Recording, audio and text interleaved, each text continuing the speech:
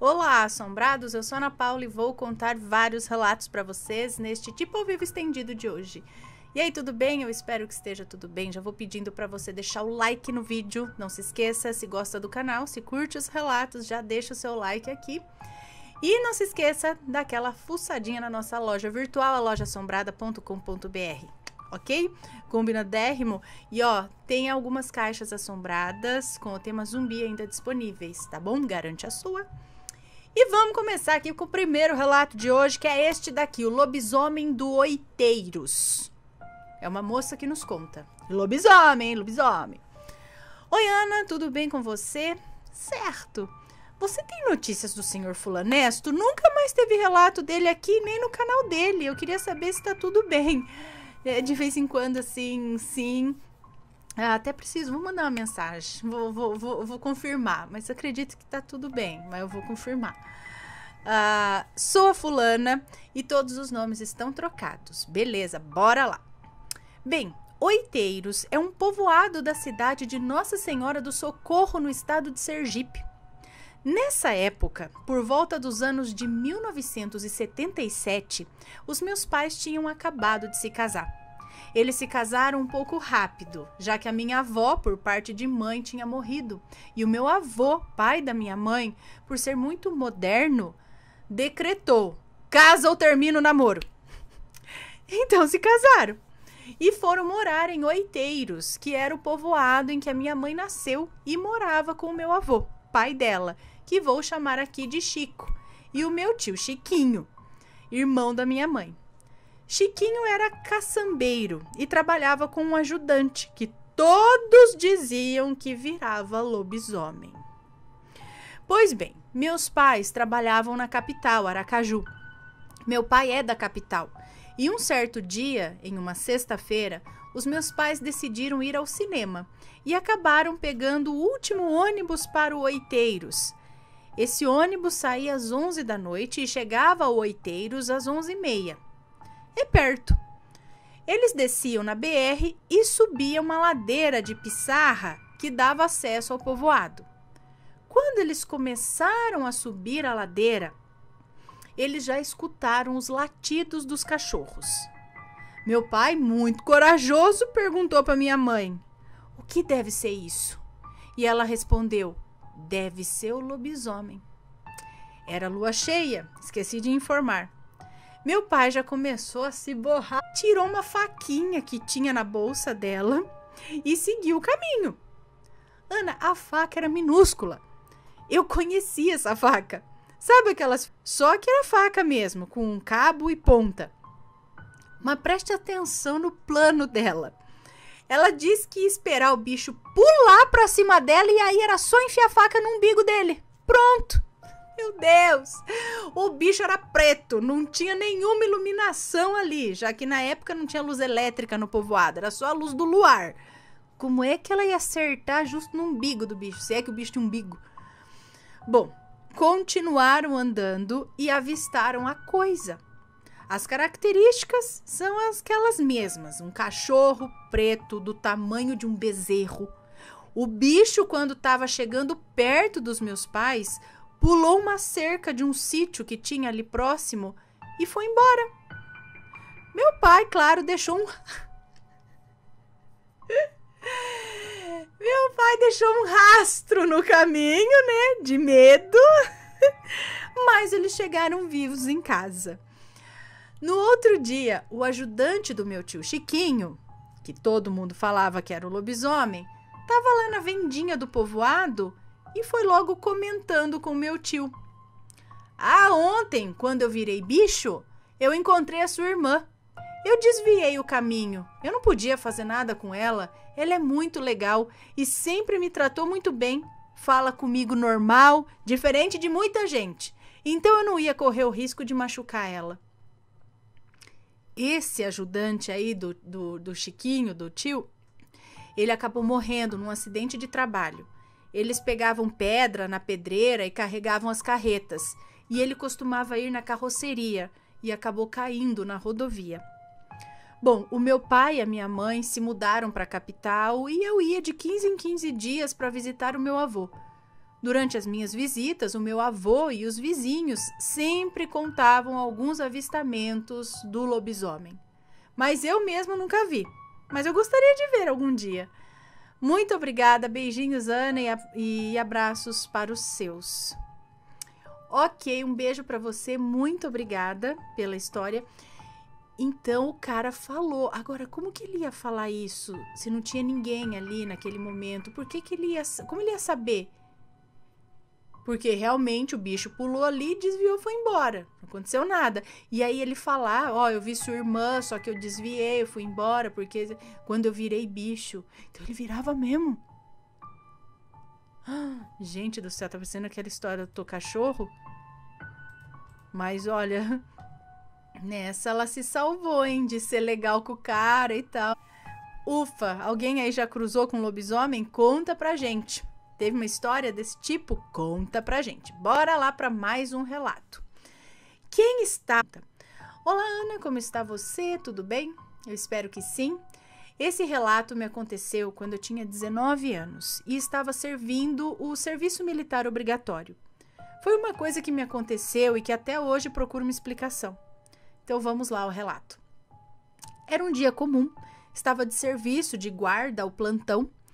Assim que chamávamos quando tirávamos o serviço para cuidar e vigiar banheiros, grêmios e demais espaços para o uso comum dos militares. Lembro, porque já faz algum tempo.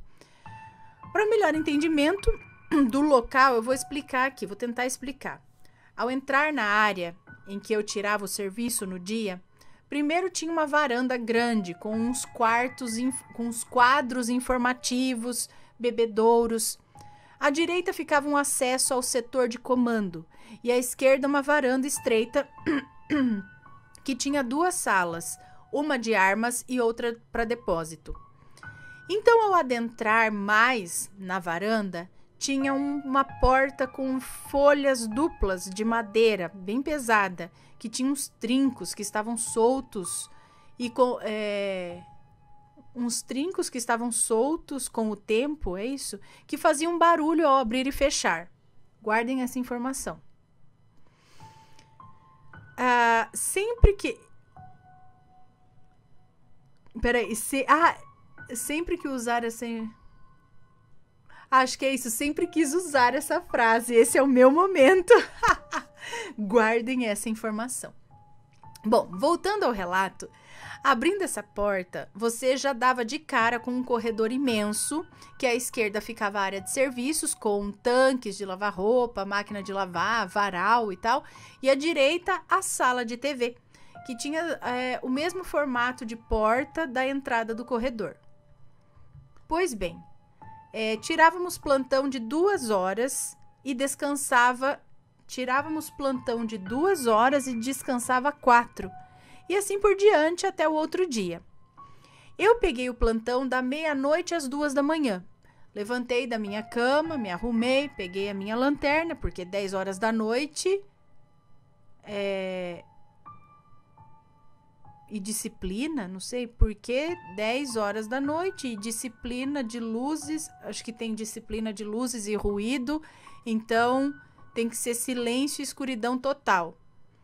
Fui andando, olhando tudo como sempre, entrei no corredor rumo ao varandão lá fora, abri a porta e fui lá, né, pra fora, dei uma olhada ao redor, tava tudo certo. Então, eu estava voltando ali para dentro do alojamento, pelo corredor escuro, aquele breu total.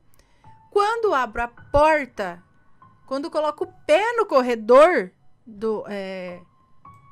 quando abro a porta e coloco o pé no corredor e dou uns passos, a porta da sala de TV, que estava fechada, deu uma sacudida, uma balançada, que fez um barulho alto por conta das maçanetas velhas de ferro, né, e barulhentas, um pouco soltas.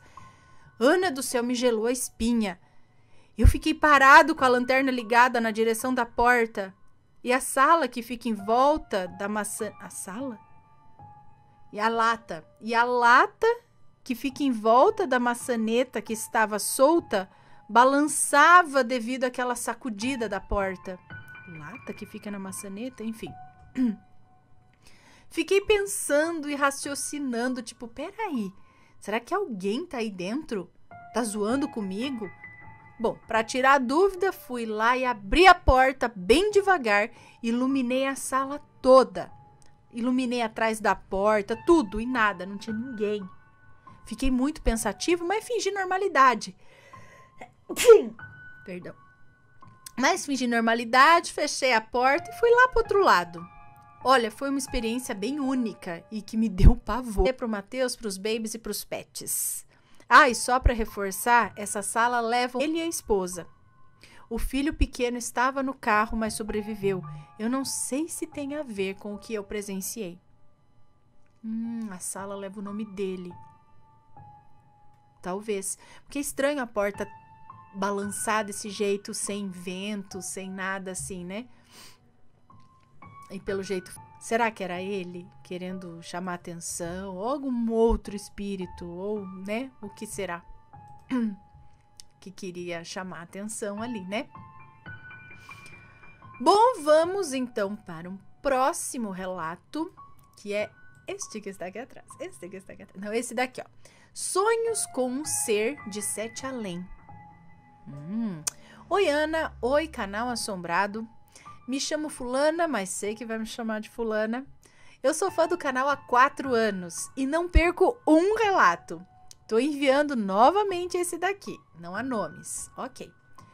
Em 2020, pandemia, lembro-me de me viciar nessas histórias aí de 7 além, que começaram a ocorrer aqui no canal. Eventos paranormais, né? Além de que, desde pequena, possuo a mediunidade do sonho. Ou seja, eu sempre sonhei com visões, tive premonições por sonhos, avisos através de sonhos, eventos em projeção astral, sonho lúcido. O que vem a ocorrer foi em projeção astral. Bom, primeiro, eu sonhei que estava em um portal muito grande e bonito, em uma montanha. Quando vi que ao lado estava uma criatura com um capuz negro que me dizia assim: você não pode entrar em 7 além. Aí eu acordei e pensei, como se eu quisesse entrar lá, né? Né? Oh, meu Deus, é 7 além, não pode estar aqui, não pode lá. Quem falou que eu quero? Ai, tem que sair daqui. É o que eu mais quero sair daqui, mas que jeito? Bota uns avisos que a gente sai rápido, não fica aqui zanzando, não quer ficar bravo que a gente tá aqui. Olha só, perdendo paciência com o povo de 7 além. Brincadeira, gente. Eu tô brincando aqui, mas é que assim, né? Não precisa ser tão grosso tudo. Não é que a gente quer lá, quer invadir. A situação lá não tá muito boa, né? Não tá assim com tanta vontade de ficar por lá. É curioso tudo, mas quando a gente vai pra lá é sempre por acidente. Calma, calma aí. Não precisa vir querer pegar e mandar embora. Já vou, só me diga o caminho que eu saio. É mais ou menos assim. Então, aí é o que ela falou aqui, é como se eu quisesse, né, ficar lá. Aí, beleza, segunda coisa, após o primeiro sonho, continuei fascinada sobre esse tal lugar. Eu contava para os amigos a respeito, falava das histórias, até que eu sonhei novamente com aquele mesmo ser de capuz, porém com os olhos amarelos, que dizia assim: pare de falar de 7 além para as pessoas. Ixi, eu tô ferrada, então. Eu e o Milice acordei novamente e não consegui dormir de tão real que foi aquilo. Bom, terceira coisa. Dessa vez, o ser de capuz preto e olhos amarelos estranhamente me cumprimentou em projeção, dizendo meu nome. E em seguida ele dizia assim: ai, que susto, meu Deus, já falei, pronto, 7 além tá falando de mim, tô zoando aqui. O ser disse o seguinte: diga ao dono do canal do YouTube, cujo nome do canal tem a ver com 7 além, o primeiro homem que ajudou a divulgar a existência de 7 além. Ou seja, acabei de falar dele. Olha lá, Melissa, é pra você. Pra parar de divulgar 7 além. Ó, Luciano, só tô passando um recado aqui, tá bom? Tá falando que é pra nós parar. Agora eu tô com medo. Por quê? Mas tem que falar, vamos ver aqui, ó. É que é pra parar de divulgar 7 além. E aí aparecia o YouTube na minha tela mental nesse momento. E aí eu voltei ao corpo e acordei.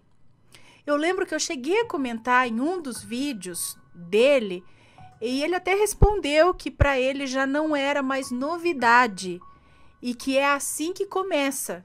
Começa o quê? Bom, foram situações surreais e depois disso eu parei de assistir histórias sobre esse lugar. Principalmente parei de comentar. Eles não querem que divulgue, embora já esteja bem divulgado, né? Ups! Creio que, de fato, não devemos fuxicar o que não conhecemos. Esse é o relato, espero que tenham gostado.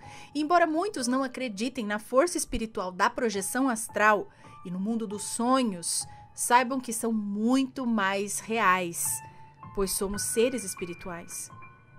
Ah, sim, eu acho muito interessante esse lado de lá que a gente acessa quando a gente dorme, né? Dorme. As projeções astrais, os sonhos e tudo mais. Muita coisa acontece mesmo aí, né? nesse mundo aí. Agora esse lance de sete além. Assim, não é para divulgar, mas, gente, nós estamos no mundo, né? Na era da internet. Sete além, não sei, mas tem muitas histórias, tem esse lance dessa dimensão paralela. A gente quer entender, porque muita gente vai para lá sem querer. Acho que a maioria ou todos não sabe como vai e quer voltar. E aí a gente quer trocar experiência. Peraí, você foi? Como que volta? O que aconteceu lá? Por que a gente tá indo? O que é lá? Não é nada querendo afrontar, não quer. Não, pode continuar lá no Sesc, a gente fica aqui no nosso. Inclusive, tem história de povo de Sete Além que vem aqui recrutar a gente daqui pra ir pra lá. Mas nós não pode ir pra lá. Eles podem vir pra cá. Tem gente que é daqui, tá vivendo lá, e que até quer viver lá. Não sei se é bem lá. Quando eu digo assim, eu acredito que não existe só Sete Além, entendeu? Sete Além pode ser uma das dimensões paralelas, das tantas que existem. Agora, por que tá emergindo muito isso pra cá? Não sei. Por que o povo de lá é sempre hostil? Eles têm meio que uma birra da gente aqui, mas a gente não tem culpa, eu não sei por quê, né? Não sei o que acontece. Se houvesse uma conversa, uma explicação mais amena, mas eles são muito, vai embora, para de falar. Por quê, gente? Ninguém quer invadir. Bom, não sei, né? Hoje em dia também já deve ter gente querendo invadir Sete Além, colonizar Sete Além, fazer as coisas, né? Ah, não, vamos lá, vamos fazer campanha política em Sete Além, essas coisas, capaz, bem capaz mesmo.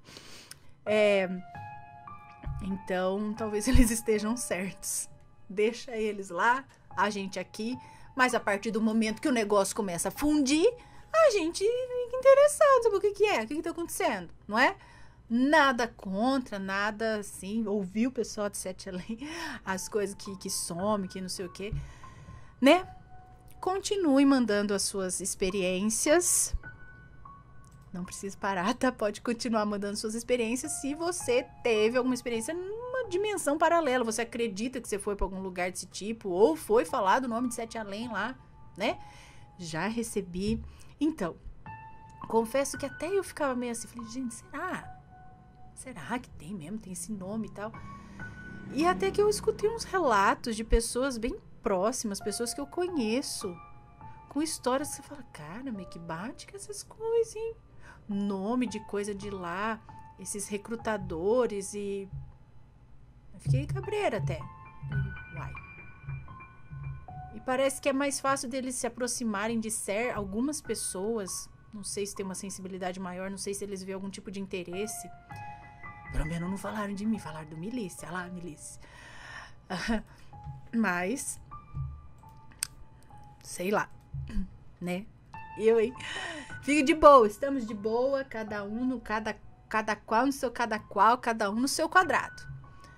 Vamos pro próximo relato. É que eu acho muito interessante esse lance, não exclusivamente Sete Além, mas todo esse lance de possibilidade de universo paralelo, entendeu? E vamos lá. Próximo relato, um caixão na minha cozinha. Credo. Oi, Ana. Parece que eu já li esse relato. Ou era um parecido, não sei. Oi, Ana. Olá, assombrados. Tudo bem? Sou do Rio de Janeiro e tenho 24 anos. Sou a menina... Não lembro aqui. De um outro relato aqui. Como eu já disse, Ana, eu sou evangélica desde a barriga da minha mãe, mas sempre fui esquisita. Confesso que eu tinha medo de filme de terror, de todos eles. Hoje eu tô fazendo faculdade para ser... tinha medo de filme de terror e hoje estou fazendo faculdade para ser médica legista. Que ironia, né? E meu gênero de filme preferido é o terror. Minha mãe hoje fala que está surpresa até com tudo isso. Bom, dei aqui só um resuminho sobre mim. Ana, na época, a minha mãe estava muito doente. Ela parou de andar, perdeu 80% da visão, ficou internada em tal lugar, hospital de câncer de sangue. Eu tinha 15 anos na época e quase perdi a minha mãe. Eu, a medrosa de tudo, tinha visão. Eu via as coisas. Já vi espírito de uma criança, mas isso é para um outro relato. Prometo que eu conto. Bom, eu ia para a igreja todos os dias. Eu ia para a igreja todos os dias de culto, pedindo que a minha mãe ficasse boa. Quando um pastor muito querido da nossa família disse que fizeram um trabalho para minha mãe, para que ela morresse. Colocaram o nome dela na boca do sapo e amarraram. Ana, minha mãe, estava irreconhecível. Ela emagreceu tanto que eu fiquei com medo de olhar para ela no hospital.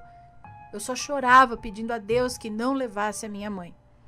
Uma noite, eu dormindo, acordei do nada de madrugada, me sentei na cama e olhei fixamente para a cozinha. A minha cama ficava de frente para a cozinha, tá? Então eu sentei e olhei. Quando eu olhei, eu vi um caixão branco no meio da minha cozinha. Eu não podia acreditar, mas eu estava acordada, Ana, era nítido. Era um caixão branco e tinha gente dentro desse caixão. Ai, credo. Quando eu olhei, era minha mãe que estava lá. Eu nunca contei isso a ela até hoje. E ao lado do caixão, eu vi um ser de luz olhando para minha mãe. E aí, ele olhou para mim e disse: "Por que está aflita?" E sumiu. Ué, por quê? Porque tem um caixão na minha cozinha com a minha mãe dentro. Só por isso. Tá, mas eu entendi. Eu acho que ele quis passar uma calma. Quase para dizer isso não vai acontecer. É isso? Não sei, gente. Depois de uma visão perturbadora dessa, eu não saberia o que pensar. Mas era um ser de luz que olhou e disse: "Por que está aflita?" E sumiu. E acho que ele sumiu junto com o caixão. Sumiu. Ana, eu juro que eu fiquei sem ação.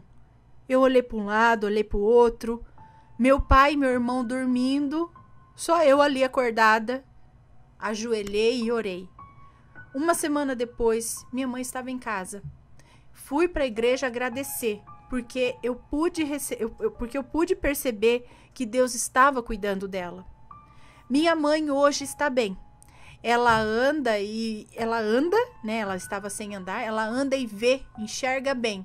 Usa óculos, mas enxerga muito bem. Hoje ela tem 46 anos. Nossa, super nova. Hoje tem 46 anos, super nova.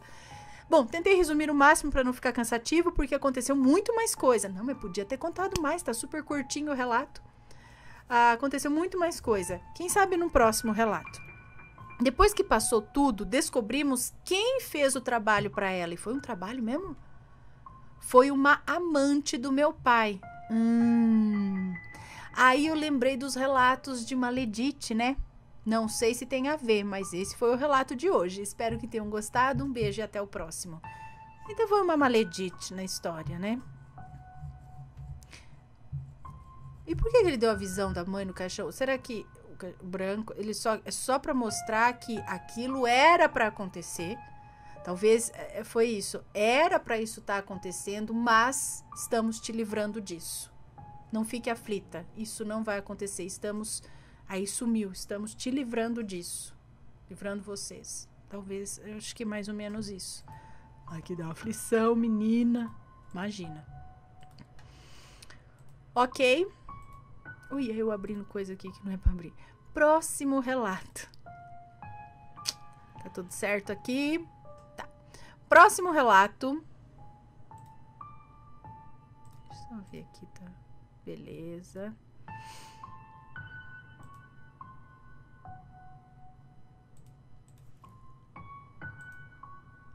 Ok. Então, ele não tem bem aqui um título, esse relato. Mas tá aqui, ó. Relato de Ilhéus, Bahia. Mas não tem um título. Vamos ver do que se trata. O Iana descobriu o canal há pouco tempo e já posso dizer que estou viciada.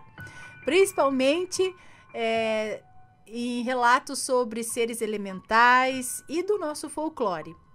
Ontem eu vi que existem relatos espíritas também, bem emocionantes, que me fizeram chorar junto com você. Ai, nem me fale. Um desses relatos que eu ouvi foi sobre um gato com problemas renais.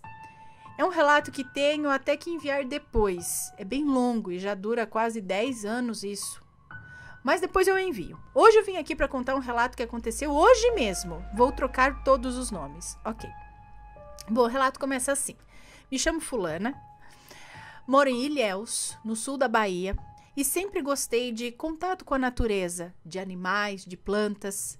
Eu morava com a minha mãe e com meu esposo há 5 anos, até que decidimos nos mudar para uma casa de praia nossa, que é exatamente tudo aquilo que queríamos e não tínhamos nos tocado até hoje, no meio da natureza, com um terreno grande para os nossos bichos e para as nossas plantas. Só que essa casa fica a uns 25 quilômetros de distância do centro da cidade. Mesmo assim, viemos para cá e estamos felizes, preparando tudo, trazendo nossas plantas, fazendo hortinha e preparando tela nas janelas e segurança nos muros para que quando trouxermos os nossos gatos, eles não fujam. Enfim, só que antes de preparar a tela e obra de proteção, é isso? Nos muros, para trazer os nossos antigos gatos, nessa sexta-feira santa, dia 7 de abril de 2023, passamos 2 dias na cidade, ajudando nos preparativos do caruru e muqueca do almoço de sexta. Fomos para a cidade na quarta de manhã cedo e só voltamos na sexta já anoitecendo, depois do almoço. Quando chegamos no nosso terreno, estava ali um filhote de gato. Não fazemos ideia de como ele entrou aqui ou se alguém jogou. Ele estava muito magrinho e veio logo para cima de nós pedindo socorro. Enfim, o chamamos de Fofura e cá estamos há quase 1 mês com ele aqui. A casa é grande para nós, tem um quarto que fica no fundo do corredor e não usamos. Nem a janela abrimos, é absolutamente isolado de nosso uso. E a maçaneta dele está sem fechar. Então usamos um pano para fechar a porta. Dobramos um pano e puxamos a porta. Assim ela fica travada. Aqui no terreno tem uns micos, que são chamados também de saguis, os macaquinhos saguizinhos. E vez ou outra, quando tem banana passada, que está muito madura, a gente coloca na árvore para que eles comam. E Fofura adora observar eles. Fica tentando escalar a árvore, se esconde embaixo das folhas grandes de tinhorão, que fica perto da árvore, dando uma de caçador. Hoje eu estava aqui na sala, sentada, fazendo um trabalho da faculdade, e Fofura veio me pedir carinho. Agradei ele e aí ele saiu para brincar. José, meu marido, estava na cozinha atrás de mim, cuidando da louça e observando Fofura espreitando os micos. Logo ouvi os micos gritando, como quando eles estão brigando, sabe? E pensei logo, Fofura conseguiu subir na árvore. No mesmo instante, ouvi barulho de mato quebrando e miados de desespero do Fofura. Corremos e subimos em umas telhas que ficam apoiadas no muro e vimos Fofura do outro lado do muro, no meio do mato de uma reserva que tem aqui atrás. Não pensamos 2 vezes. Mesmo sendo proibido entrar ali, o José pegou uma escada, pulou e foi falar com os trabalhadores se alguém viu o gato, que estaria ali procurando. E assim foi. Ele ficou do lado de lá da mata, gritando, e eu do lado de cá, do fundo do terreno, gritando a todo vapor. Ouvi miados muito longe, em direção à pista, miados de desespero, e aí parava. Enquanto José estava na reserva, chamando por ele, eu saí pelo condomínio verificando as casas que tem até a praia, para ver se ele não tinha escalado o muro de alguma outra casa e estava preso. Fui até a praia, onde tem o portão dessa reserva, berrei, gritei já desesperada, pensando que ele poderia ter ido assustado para a praia em qualquer direção. Enquanto eu estava no portão deles, na beira da praia, gritando, eu ouvi mais miados, sempre miados de desespero. Voltei para casa mais uma vez, subi nas telhas e fiquei gritando enquanto José gritava de lá. Isso demorou mais de 1h30 e eu ouvi ele gritar bem longe umas 4 vezes. Fui na praia mais 2 vezes, mas não o ouvi gritar mais. Quando voltei para casa e subi nas telhas, ouvi os seguranças do lugar já expulsando meu marido de lá. Expulsando meu marido de lá e Fofura não miava mais respondendo aos nossos gritos. Fiquei triste e desolada. Eu sabia que seria muito difícil recuperar ele. Sentei no chão da varanda aqui no fundo, coloquei a mão na terra e comecei a pedir ajuda a tudo. Eu pedi a Deus, aos orixás, aos elementais, que me mostrassem onde esse gato estava. Na mesma hora, levantei e me virei para a direita, onde tem um chuveirão. E ao lado desse chuveirão, que é no fundo da casa, tem a janela do quarto dos fundos. E já com o rosto muito vermelho, queimando de cansaço, já sem forças para gritar, eu ouvi um miadinho singelo, não mais de desespero. Encostei a cabeça na janela desse quarto e chamei por ele, e ele respondeu. Eu me arrepiei toda e pensei que eu estava ficando doida. Entrei em casa esbaforida, mas quando vi o fundo do corredor, não sei, o quarto com a porta fechada e o paninho lá segurando a porta firmemente, eu desanimei, né? Fiquei até com medo. Mas fui e empurrei a porta com tudo. E pasmem, o gato estava lá dentro. Mas, gente, como? Quem colocou o gato lá dentro? O que colocou o gato lá dentro? Eu não sei. Eu só sei que quando o vi, o meu corpo arrepiou como nunca. Meus olhos se encheram de lágrimas. Já se passaram quase 2 horas que o encontramos. Na verdade, isso foi no dia, faz um tempinho. E aí fica o mistério. Quem ou o que colocou Fofura lá dentro do quarto, preso? Bom, eu só tenho a agradecer. Obrigada, Ana, por todos os relatos que me encantam sempre, e é uma honra enviar esse relato hoje. Em breve enviarei meu outro relato. Um beijo para você, muito obrigada. Então esse relato aqui pode chamar o gato que teletransportou, né? Porque, olha, o gato caiu do muro. Eles viram o gato, não foi? No terreno lá pro meio. Por isso que ele pulou e foi olhar lá na reserva. Escuto o miado longe, miado de desespero, não sei o que e tal. Escuto o miado lá, cá. E aí, de repente, quando pede ajuda, o gato mia aqui dentro de um quarto que ninguém abriu em nenhum momento. Continuava fechado. Que tinha que fazer ainda um lance especial lá para dar uma travada na porta. Como que esse gato entrou ali? Tinha alguma janela aberta, algum buraco? Provavelmente não, né? Senão ela tinha falado, ops, a janela estava aberta. Não. Gatos teleportam de um lugar para o outro. Olha, eu já vi uns relatos aqui, até que em casa eu já cheguei a ficar meio... Falei, pai, como essa gata veio parar aqui? Tava aqui dentro já? Não tava? É que a gente não repara 100% do tempo no movimento dos gatos, né? Então, no momento que você acha que ele não tá lá dentro, de repente ele tá dentro do quarto. Aí você fica, deve ter entrado em algum momento, porque eles são furtivos, né? Deve ter entrado em algum momento que eu não vi. Aí o gato tá lá dentro do box fechado. Falei, como que esse gato entrou dentro do box? Deve ter entrado em algum momento que eu não vi, né? Ou pulou a janela. Se bem que, né? Já teve situações assim. Falou, rapaz, estava dentro do closet? Não vi, não. Aí você fica, será que esse gato teletransportou aqui pra dentro? Né? Ou mais a gente sempre tenta botar na cabeça que não, ele entrou no momento que eu não vi. Mas será? Agora, será que isso pode ser atribuído ao próprio animal, ao gato, que transita entre 2 mundos e consegue esse teletransporte aí? Ou foi alguma entidade que, ajudando e respondendo ao pedido dela, trouxe o gato e deixou ele ali dentro do quarto em segurança. Transportou o gato. E o que aconteceu?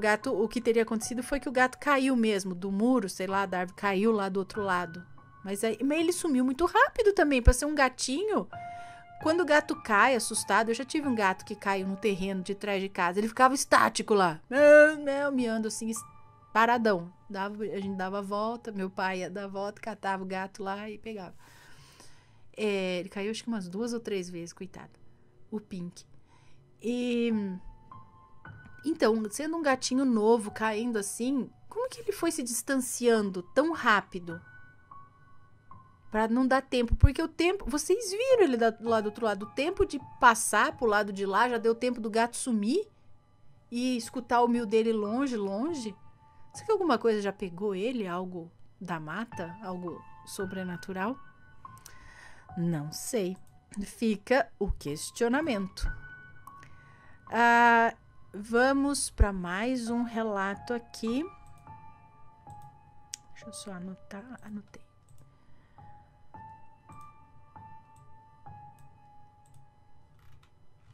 Tá. Perseguição na madrugada. Vamos ver. Oi, Ana, aqui quem fala é a fulana e os nomes já estão trocados. Bom, era o ano de 2018, finalzinho de 2018, na verdade. Lembro porque nesse período estava de saída de uma empresa. Eu, na época, tinha 1 mês de namoro com o João. O João era açougueiro-chefe e saía bem tarde do serviço. Mas, como jovens e cheios de fogo, vinha até a minha casa às 11 da noite. Sim, ele chegava na casa dele, trocava de roupa e vinha para minha casa. Aí eu dava um tchau na minha mãe e falava que não sairia. Aí eu dava um tchau para minha mãe, é isso? E falava que a gente não ia sair do bairro. E de fato nunca saímos, pois tinha um ponto de ônibus bem vazio ali e os vizinhos já dormiam. Bom, entre conversas, beijos e risadas, o João fala que tinha desejo de fazer um lanche, mas a lanchonete ficava fora do bairro. Na emoção do momento, eu consenti em segui-lo até o estabelecimento, pensando na fome dele, né? E também pensando que ele não tinha jantado, nada. Realmente, eu falei, coitado, deve estar com fome. Bom, chegamos na lanchonete, tomamos um refrigerante, comemos um hambúrguer com batatas, tudo certo.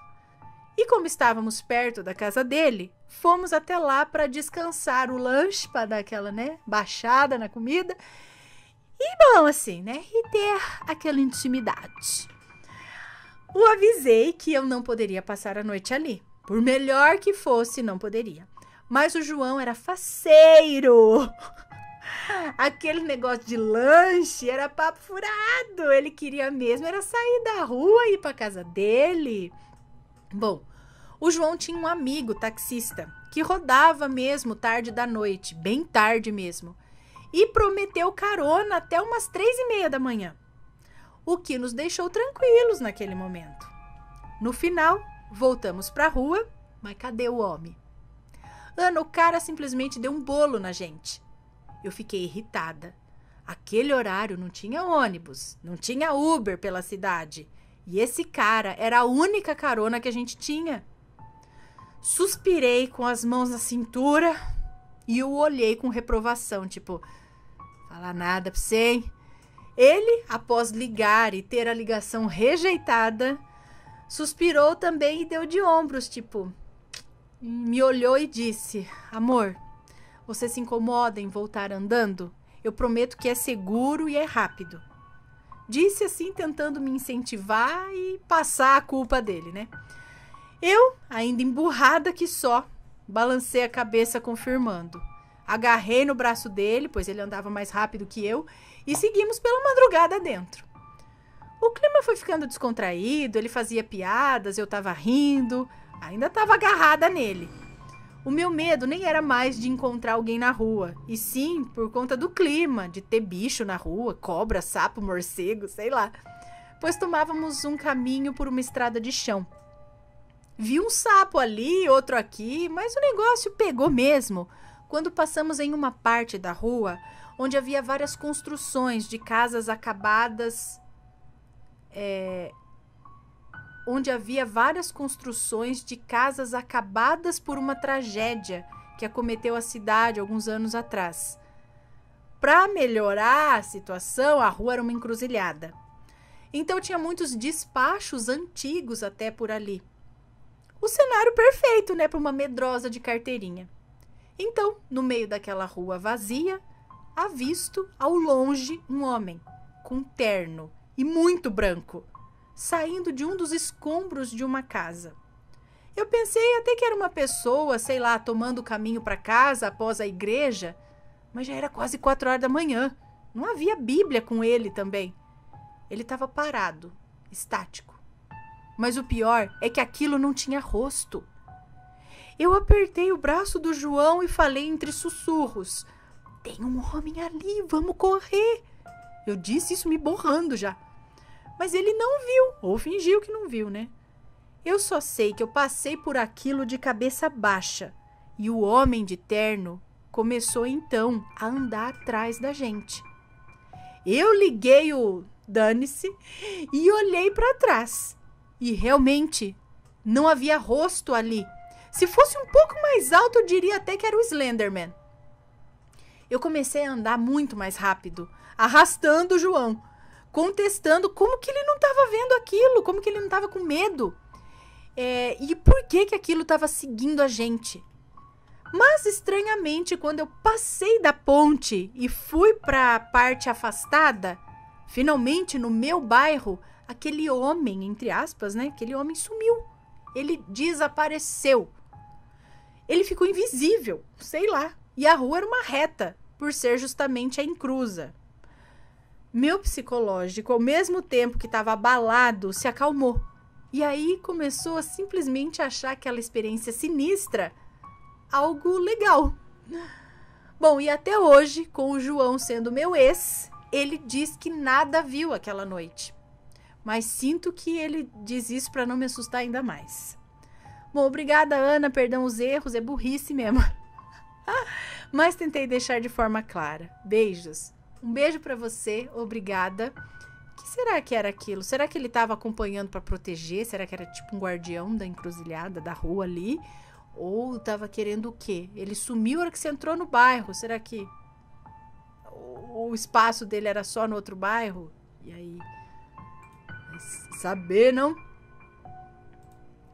Mas só você viu. Bom, pessoal, vou pro último relato de hoje, ok? Que é este daqui, agradecimento a São Benedito. Oi, Ana, Mateus e assombrados. Tenho muitos relatos sobre acontecimentos sobrenaturais na casa onde eu moro e também uma coleção de maledites que infernizam a minha vida e da minha família.